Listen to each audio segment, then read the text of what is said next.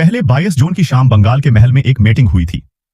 ये मीटिंग महल मालिक के पर्सनल बेडरूम में हुई थी और इस मीटिंग में 3 लोग मौजूद थे।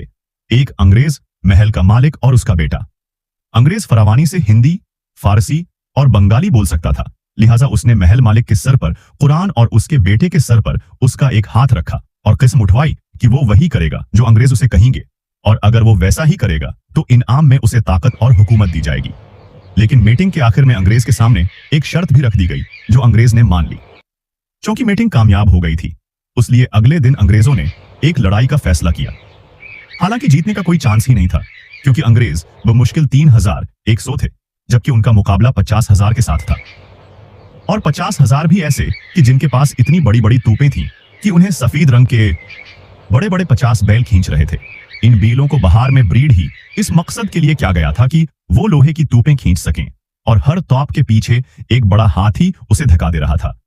अगर आपने देखा हो तो Lord of the rungs film का एक सीन भी इस मंजर से इंस्पायर्ड होकर फिल्माया गया है।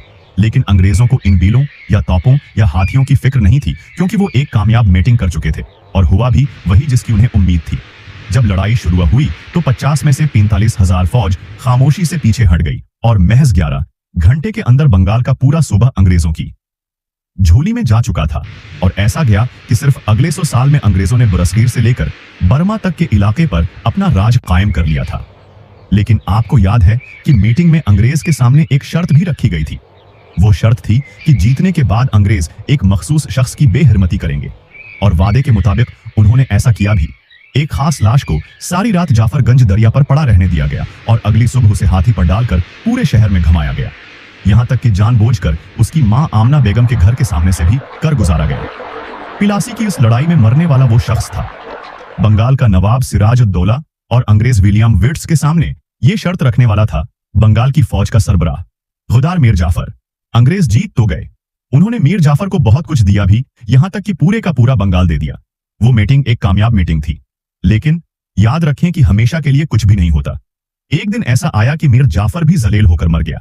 एक दिन ऐसा आया कि अंग्रेज भी हिंदुस्तान से वापस चले गए। लेकिन जिस महल में 22 जून की शाम वो मीटिंग हुई थी, आज 266 साल गुजरने के बाद भी उस महल के खंडरात अपनी जगह खड़े हैं, और वहां से गुजरने वाला हर शख्स नफरत से उन खंडरात को देखकर उन्हें अनमिक हराम ड्योढ़ी कहकर बुलाता है